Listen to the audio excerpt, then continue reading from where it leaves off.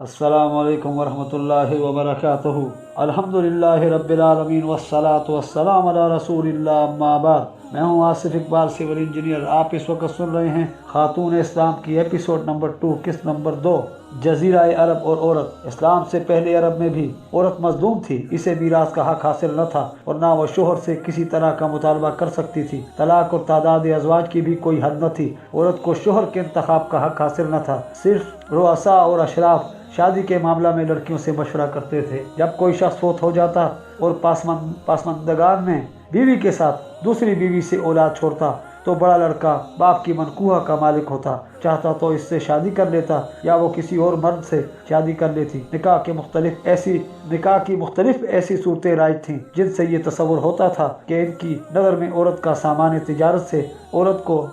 तिजारत से ज़्यादा हैसियत नहीं हासिल। अरब कौम के लोग लड़कियों की विलादत को बायसे ननंग व आर समझते थे और बाद कबीलों के लोग तो इसे जिंदा दफन कर देते थे। इस अमल के पीछे आरिया अफलास से बचने का जज्बा कार फरमा होता था, लेकिन ये रस्में बदकबीला कुरैश में न थी। लड़कियों की पैदाइश पर अरबों के तासुर का तज़किरा कुरान करीम ने बड़े बलीग़ अंदाज में किया है। इरशाद बारी ताला है, और जब इनमें से किसी को बेटी पैदा होने की खबर दी जाती है तो रंज से इसका मुंह काला पड़ जाता है और घट कर रह जाता है। बेटी पैदा होने की बुरी खबर की वजह से लोगों से छुपता फिरता है, सोचता है क्या इसको जिल्लत के साथ रहने दे या मट्टी में दबा दे।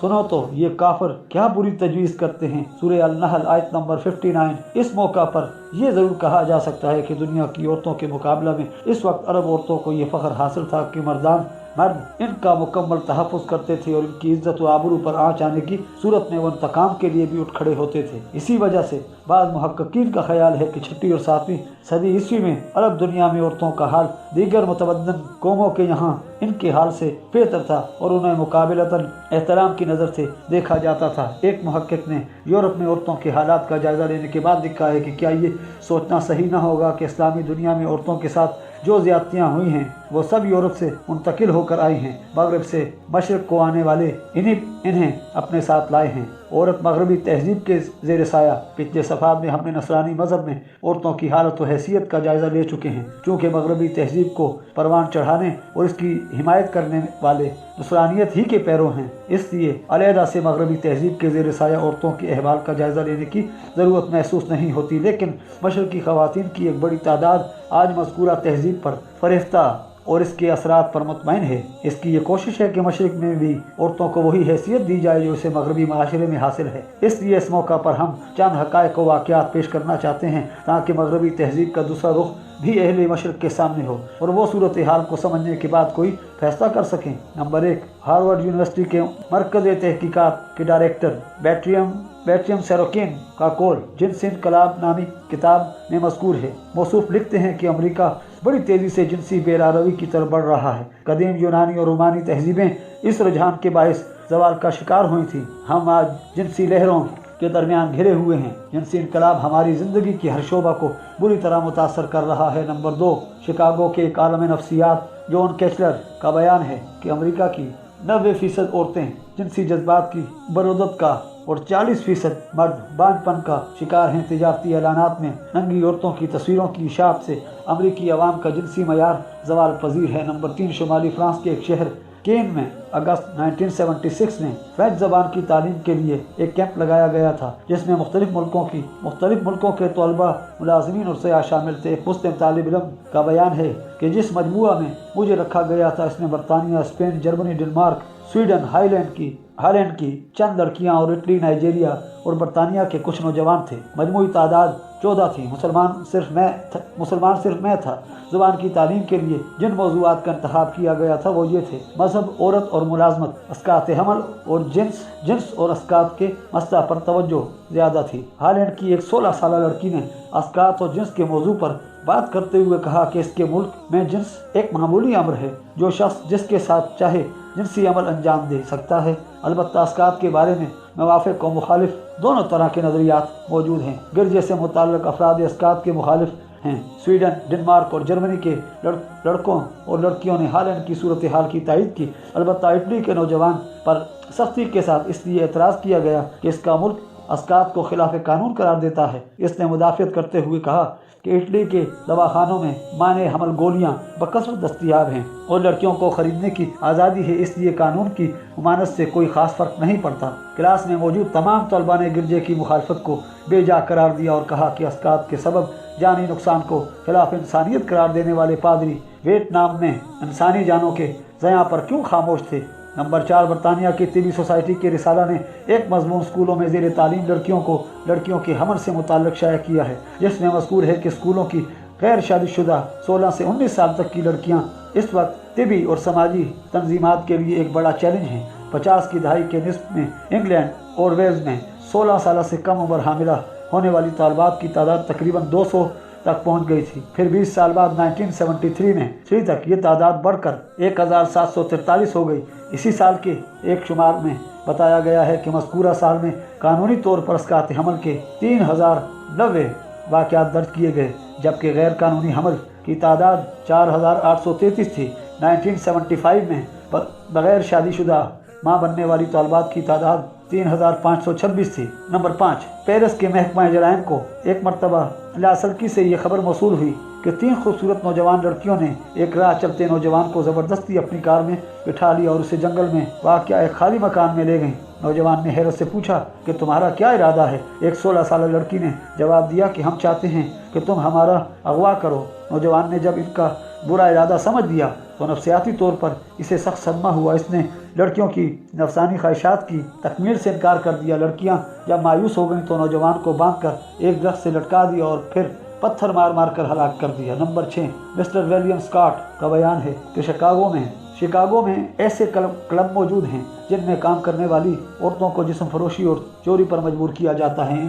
ان کلبوں کے ذمہ دار ہر طرح کے جرائم اور بدعمالیوں میں شریک رہتے ہیں۔ جو عورتیں کلب میں کام کرتی ہیں ان کو زد و کوب کا بھی سامنا کرنا پڑتا ہے، لیکن وہ ڈر سے کسی کے سامنے بیان نہیں دے سکتی۔ مسٹر اسکاٹ کا بیان ہے کہ یہ لڑکیاں عام طور پر دیہاتی علاقوں سے آئی رہتی ہیں۔ شہر میں آ کر ان کو دشواریوں کا سامنا کرنا پڑتا ہے اور ان سے ناجائز اولاد بھی پیدا ہو جاتی ہے۔ ایک رقاصہ جان گینسلی نے امریکی پارلیمنٹ کی کمیٹی کے سامنے یہ انکشاف کیا کہ شکاگو کے مضافات میں ایک کلب کے ذمہ داروں نے اسے جسم فروشی پر مجبور کیا۔ کلب کے عقبی حصہ میں جو کمرے تھے وہی بدکاری کے لیے استعمال کیے جاتے تھے۔ نمبر 7، مغربی تہذیب کی فتنہ سامانیوں میں سے ایک بڑا فتنہ سینما ہے۔ اس کے ذریعے جس طرح فحاشی و بے حیائی کی اشاعت اور عورتوں کی تذلیل و توہین ہو رہی ہے وہ کسی سے مخفی نہیں، لیکن لذت پرستی کے دلدادہ آج بھی فن کے نام پر اس حیاسوز کاروبار کو جاری رکھے ہوئے ہیں اور عورتوں کو اس صنعت میں لا کر ان کی سادگی و مجبوری سے ہوس کی تسکین کا سامان فراہم کر رہے ہیں۔ انسانیت کی خوش قسمتی ہے کہ کبھی کبھی معاشرے میں ایسے واقعات رونما ہو جاتے ہیں جن سے ثابت ہو جاتا ہے کہ فحاشی و بدچلنی انسانی ضمیر کے منافی ہے۔ جو شخص کسی مجبوری کے باعث فحاشی کی راہ اختیار کرتا ہے وقت آنے پر خود بخود اس سے متنفر و کنارہ کش ہو جاتا ہے۔ 1979 کی کسی تاریخ میں عالمی اخبارات میں یہ خبر شائع ہوئی تھی کہ فرانس کے ایک ایکٹریس کیمرہ کے سامنے ننگی ہو کر کسی منظر کو فلم بند کرا رہی تھی۔ اچانک اسے غصہ آ گیا اور برانگیختہ ہو کر پروڈیوسر سے کہنے لگی، کتو تم مردوں کو صرف عورتوں کا جسم چاہیے تاکہ اس کی تجارت سے تم دولت کما سکو۔ پھر وہ پھوٹ پھوٹ کر رونے لگی۔ اس واقعہ سے بخوبی ثابت ہوتا ہے کہ فلموں کے حیاسوز مناظر سے ان میں کام کرنے والوں کے دل بھی مطمئن نہیں ہوتے، لیکن مجبوراً وہ اس کام میں لگے رہتے ہیں۔ پھر جب ضمیر بیدار ہوتا ہے تو انہیں اس طرح کے کاموں کی قباحت کا احساس ہوتا ہے اور وہ ان سے الگ ہو جاتے ہیں۔ 1988 کے اواخر میں مصر کی متعدد ایکٹریسوں نے فلم و فن کی دنیا سے کنارہ کشی اختیار کر کے متدین و باحیا زندگی بسر کرنے کا فیصلہ کیا ہے۔ اس کی تفصیل عربی زبان کے سعودی ہفت روزہ المسلمون میں آ چکی ہے۔ عورتوں کو ترقی و تمدن کے نام پر جو لوگ سر بازار رسوا کر رہے ہیں ان کے کردار سے خود عورتیں مطمئن نہیں ہیں، لیکن اقتصادی مجبوریوں اور جرأت و حوصلہ کی کمی کے باعث وہ کسی طرح کی مخالفت و مدافعت پر آمادہ نہیں ہو پاتی۔ نمبر 8، مغربی تہذیب کے بھیانک نتائج میں سے ایک نتیجہ خودکشی ہے۔ مذہب و اخلاق سے آزاد ہونے کے بعد انسانی زندگی کا خوشگوار رہنا ممکن نہیں۔ ایسی زندگی بلا شبہ شاخ نازک کا آشیانہ ہے جو کبھی پائیدار نہیں ہو سکتا۔ انسان جب اپنی فطرت کے خلاف بدخلقی و بے روی کو اپنا لیتا ہے تو اس روش پر قائم نہیں رہ پاتا، برائیوں پر اس کا ضمیر اسے ملامت کرتا رہتا ہے اور تھوڑی ہی مدت میں ملامت کی یہ کیفیت اتنی شدید ہو جاتی ہے کہ اسے برداشت کر کے زندہ رہنا مشکل ہو جاتا ہے، اور اب وہ ناخوشگوار صورت پیدا ہو جاتی ہے جو آزاد معاشروں کی سب سے بڑی الجھن ہے۔ انسان خودکشی کر کے اپنی زندگی کا خاتمہ کر لیتا ہے، لیکن اس غیر فطری اور غیر قانونی اقدام سے اس کی نجات نہیں ہوتی۔ نہ معاشرے کی الجھنوں کا خاتمہ ہوتا ہے۔ مصلحین مختلف فارمولوں سے اس سماجی لعنت کو ختم کرنا چاہتے ہیں، لیکن ہر آنے والا دن ان کی ناکامیوں کا ایک نیا منظر پیش کرتا ہے۔ بعض واقعات و تحقیقات پر غور فرمائیے۔ وینا یونیورسٹی کے ایک استاد ڈاکٹر انگل نے اپنے ایک سروے میں بتایا ہے کہ خودکشی کی کوشش کرنے والی نفسیاتی مریضوں کی تعداد 1948 میں 650 تھی، جو 1956 میں بڑھ کر 1040 تک پہنچ گئی۔ اس شمار میں عورتوں کی تعداد مردوں سے زیادہ ہے۔ خودکشی کی کوشش کرنے والی عورتوں میں 14 سے 20 سال عمر کی نوجوان لڑکیوں کی تعداد میں برابر اضافہ ہو رہا ہے۔ نمبر 9، مارلین منرو اپنے دور کی مشہور عالم ایکٹر تھیں۔ اس کی زندگی کا خاتمہ خودکشی سے ہوا۔ اس نے اپنے بعد جو تحریر چھوڑی ہے اس میں تمام عورتوں اور بالخصوص پردہ سیمی پر جلوہ افروز ہونے کی مشتاق لڑکیوں کے لیے درس عبرت ہے۔ مارلین لکھتی ہے، جھوٹی عزت اور سینما والوں کے فریب سے بچو۔ میں روئے زمین کی سب سے بدبخت عورت ہوں کیونکہ میں ماں نہ بن سکی۔ میں شریفانہ خانگی زندگی کو ہر چیز پر ترجیح دیتی ہوں۔ عورت کی حقیقی سعادت پاکیزہ عائلی زندگی میں ہے۔ مجھ پر تمام لوگوں نے ظلم کیا۔ سینما کا کام عورت کو بے قیمت سامان بنا دیتا ہے، خواہ اس سے جتنی شہرت بھی حاصل ہو۔ روس کی عورت سوویت روس میں کہنے کو تو عورتوں اور مردوں کے حقوق برابر ہیں، لیکن مردوں کے طرز عمل میں اس برابری کا کوئی احساس نہیں پایا جاتا۔ عام طور پر عورتوں کو کم درجہ کی نوکریاں دی جاتی ہیں اور سخت کام لیے جاتے ہیں۔ روس میں ابھی تک عورتوں کی حیثیت دوسرے درجے کی ہے، اور اگر آبادی کے کسی بڑے حصے کا استحصال ہوا ہے تو وہ عورتوں کا ہوا ہے۔ روسی عورتیں دوہرا بوجھ اٹھاتی ہیں اور کم تنخواہ پر کمر توڑ کام کرتی ہیں، اور اس کے علاوہ گھریلو سب کام کرتی ہیں۔ مغرب کے لوگ جب روس آتے ہیں تو عورتوں کو سڑکوں پر پتھر توڑتے دیکھتے ہیں اور پتھروں کو بیلچوں سے اٹھا کر ٹرکوں میں ڈالتے دیکھتے ہیں، اور مرد ڈرائیور ان کو تکتے رہتے ہیں۔ سردیوں میں سڑکوں پر عورتیں برف توڑتی ہیں اور سڑکوں سے برف ہٹاتی ہیں۔ بلڈنگوں پر سخت سردی میں رنگ بھی عورتیں کرتی ہیں۔ سائبیریا کی ریل گاڑی میں کوئلہ بھی عورتیں لاتی ہیں۔ روسی عورت نہایت ذلت آمیز زندگی گزار رہی ہے اور سب حکم صرف اور صرف مردوں ہی کے چلتے ہیں۔ اور ایک طرف دیکھتے ہیں تو روسی مساوات کی عمارت زمین بوس ہوتی نظر آتی ہے کہ روس کی پولٹ بیورو جو دراصل حکومت کرتی ہے، اس کے 15 ممبر ہیں۔ تمام اہم باتوں کے فیصلے یہی کونسل کرتی ہے، لیکن اس کی ممبر کوئی عورت نہیں۔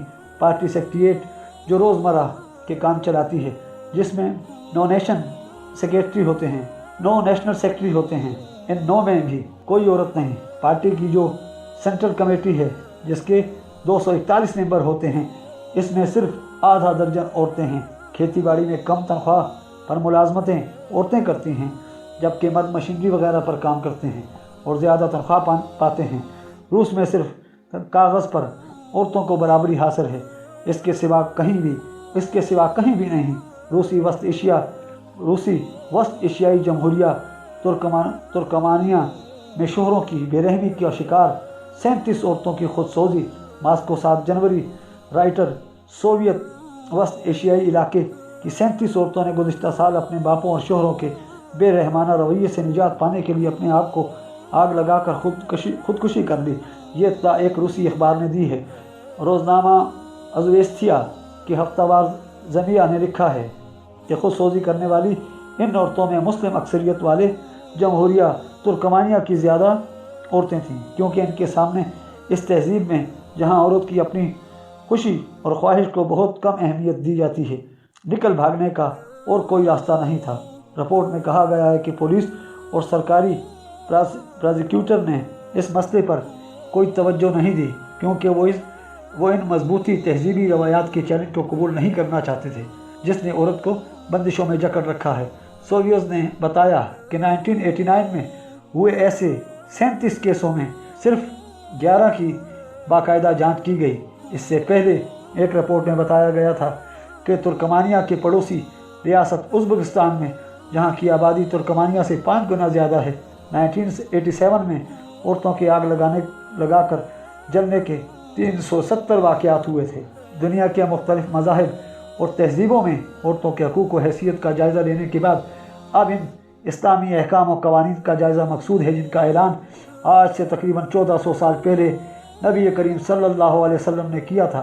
عورت کے سلسلہ میں اسلام کی رہنمائی سے جو لوگ ناواقف ہیں، وہ یہ سمجھتے ہیں کہ اسلام میں عورت کو مناسب درجہ نہیں دیا گیا ہے۔ ان کے ذہن میں طرح طرح کے شبہات و ابہام جاگزی ہیں، جن کی بنیاد مخالفین اسلام کی تحریروں اور گمراہ کن بیانات پر ہے۔ اگر قرآن و حدیث کے احکام کا براہ راست مطالعہ کیا جائے تو اس طرح کا شبہ ہرگز نہ پیدا ہو۔ قرآن میں متعدد مقامات پر ایسی وضاحتیں موجود ہیں جن سے یہ معلوم ہوتا ہے کہ اسلام نے عورت کو ہر جگہ عزت و احترام کی نظر سے دیکھا ہے اور مرد کے ساتھ اس کے تعلقات کو استوار بنا کر زندگی کو سدھارنے کی راہ بتائی ہے۔ اسلام کی نظر میں عورت جس طرح مکمل انسان ہے، اسی طرح اسے جملہ شہری و سماجی حقوق حاصل ہیں، اور وہ جنسیات کی تسکین کے بجائے معاشرے کی ترقی و تحفظ کے لیے اہم کردار ادا کر سکتی ہے۔ قرآن و حدیث کی تعلیمات پر نظر ڈالنے سے اندازہ ہوتا ہے کہ اسلام نے عام انسانی معاشرتی اور معاملاتی میدان میں عورت کو مناسب مقام پر رکھا اور اسے اس کے جائز حقوق سے نوازا ہے۔ دنیا کی اکثر متمدن قوموں کے یہاں عورت کے انسان ہونے کا یا تو انکار تھا یا پھر اس میں انہیں شک تھا، لیکن اسلام نے انتہائی وضاحت سے یہ اعلان کیا کہ عورت بالکل مردوں کی طرح مکمل انسان ہے۔ اسی طرح معاشرتی میدان میں اسلام نے عورت کے لیے تعلیم کا حق تسلیم کیا اور زندگی کے مختلف مراحل میں عورت کی مناسب نگہداشت کے لیے احکام جاری کیے۔ چنانچہ عورت باپ کے زیر سایہ ہو یا شوہر کے ساتھ، ہر حالت میں اس کی رعایت کے احکام موجود ہیں۔ معاملاتی میدان میں بھی اسلام نے عورت کو بلوغت کے بعد مرد کی طرح جملہ خرید و فروخت اور وقف و ہبہ وغیرہ کا اہل تسلیم کیا ہے۔ نمبر 1، انسانی حیثیت۔ قرآن کریم نے صاف طور پر اس حقیقت کا اعلان کر دیا ہے کہ مرد اور عورت دونوں کی جنس ایک ہے اور دونوں کے مجموعہ سے انسان کی تکمیل ہوتی ہے۔ فطری طور پر دونوں ایک دوسرے سے مانوس و متعلق ہیں۔ ارشاد باری تعالیٰ ہے، اور اس کے نشانوں میں سے ایک یہ بھی ہے کہ اس نے تمہاری جنس سے تمہارے لیے بیویاں پیدا کی ہیں تاکہ تم ان کے ساتھ انس حاصل کرو، ان سے تم میں پیار اور رحم پیدا کیا ہے۔ بے شک اس واقعہ میں فکر کرنے والی قوم کے لیے بہت سے نشان ہیں۔ ایک دوسری جگہ فرمایا، اے لوگو، ہم نے تم کو ایک مرد اور ایک ہی عورت سے پیدا کیا ہے، اور ہم نے تم سب لوگوں کو مختلف قومیں اور قبیلے اس لیے بنایا ہے کہ تم ایک دوسرے کو پہچان لیا کرو۔ سورہ حجرات۔ ایک اور جگہ فرمایا، یا ایھا الناس اتقوا ربکم الذی خلقکم من نفس واحدہ وخلق منها زوجها وبث منہما رجالا کثیرا ونساء۔ اے لوگو، اپنے پالنہار سے ڈرتے رہو جس نے تمہیں ایک جان سے پیدا کیا، اس طرح کے ایک جان یعنی آدم کو پیدا کیا، پھر اس سے اس کا جوڑ یعنی بیوی پیدا کی، اور پھر ان دونوں سے بہت سی مرد اور عورت پھیلائے۔ ایک اور مقام پر ارشاد باری تعالیٰ ہے، اللہ ہی نے تمہاری جنس سے تمہاری بیویاں پیدا کیں اور تمہاری بیویوں سے تمہارے بیٹے اور پوتے پیدا کیے۔ ان آیات کے اندر تخلیق انسانی کا تذکرہ ہے اور اس حقیقت کو ثابت کیا گیا ہے کہ مرد اور عورت دونوں کی جنس ایک ہے اور دونوں انسانیت میں یکساں ہیں۔ اسی طرح نبی کریم صلی اللہ علیہ وسلم نے بھی ایک حدیث میں ارشاد فرمایا ہے کہ عورتیں مردوں کی مانند ہیں۔ مذہبی حیثیت۔ ایمان میں مردوں کی برابری۔ انسانی لحاظ سے مرد عورت کے مابین مساوات کے اصول کے بعد ایک نظر ان آیات پر ڈالیے جن میں یہ وضاحت کی گئی ہے کہ عورتوں کا ایمان مردوں کے ایمان کی طرح ہے، دونوں میں کوئی فرق نہیں۔ اللہ تعالیٰ فرماتا ہے، سورہ الممتحنہ آیت نمبر 10، مسلمانوں، جب مومن عورتیں تمہارے پاس مہاجر بن کر آئیں تو ان کا امتحان کر لیا کرو، اللہ تعالیٰ ان کے ایمان کو خوب جانتا ہے۔ پھر اگر تم ان کو مومن پاؤ تو ان کو کافروں کی طرف واپس نہ کرو۔ شخصیت کا احترام، عزت و آبرو کا تحفظ اسلام کی نظر میں بے حد اہم ہے۔ جو لوگ کسی بات یا کام کے ذریعے مسلمان مرد یا عورت کو تکلیف پہنچاتے ہیں، ان کے لیے قرآن میں وعید آئی ہے۔ سورہ الاحزاب کی آیت نمبر 58 میں اللہ تعالیٰ فرماتے ہیں، مومن مردوں اور مومنہ عورتوں کو ناحق تکلیف پہنچانے والے بہتان اور کھلے گناہ کے مرتکب ہیں۔ اس آیت میں مردوں کے ساتھ عورتوں کو بھی تکلیف پہنچانے سے روکا گیا ہے، جس سے اسلام کی توجہ اور عورت کے تحفظ و تکریم کا ثبوت ملتا ہے۔ سورہ محمد کی آیت نمبر 19 میں نبی کریم صلی اللہ علیہ وسلم کو اللہ تعالیٰ نے حکم فرمایا ہے، मोमिन मर्दों के साथ साथ मोमिन औरतों के लिए भी मग़फ़िरत तलब फरमाएँ। एक आयत में इरशाद बारी ताला है, जो लोग ईमानदार मर्दों और औरतों को महज ईमान की वजह से तकलीफ़ दिया करते हैं, फिर वो तौबा भी नहीं करते, इनके लिए जहन्नुम का अज़ाब और जलाने वाली तकलीफ़ है। सूरह अल बरूज आयत नंबर 10। इस्लाम में जज़ा और सज़ा का मयार अमल है। औरतों और मर्दों के सिलसिला में भी इसी उसूल की पाबंदी की गई है। दोनों सनफ़ों में जिसका अमल बेहतर होगा वो अल्लाह ताला के इनाम और इकराम का मुस्तहिक होगा, और जिसका अमल बुरा होगा वो सज़ा पाएगा। अमल और जज़ा के मैदान में दोनों में कोई इम्तियाज़ नहीं। इरशाद बारी ताला है, मन अमिल सालिहन मन ज़करा उनसा व हुवा मुमिनुन फलनहयन्नहु हयातन तय्यबतन वलनजज़ियन्नहुम अजरहुम बिअहसनि मा कानू यअमलून। सूरह अल-नहल आयत नंबर 97। जो कोई ईमानदार होकर नेक अमल करे, मर्द हो या औरत, तो हम इनको पाकीज़ा ज़िंदगी देंगे और हम इनको इनके कामों से भी अच्छा बदला देंगे। जिसने बुरे काम किए होंगे इसको इन्हीं जितना बदला मिलेगा, और जिसने ईमान की हालत में अच्छे अमल किए होंगे, ख्वाह मर्द हो या औरत, वो लोग बहिश्त में दाखिल होंगे जहाँ बग़ैर हिसाब के इनको रिज़्क़ मिलेगा। एक और जगह इरशाद बारी ताला है, पस खुदा ने इनको जवाब दिया कि मैं हरगिज़ तुम में से किसी का नेक काम ज़ाया नहीं करूँगा, ख्वाह वो मर्द हो या औरत।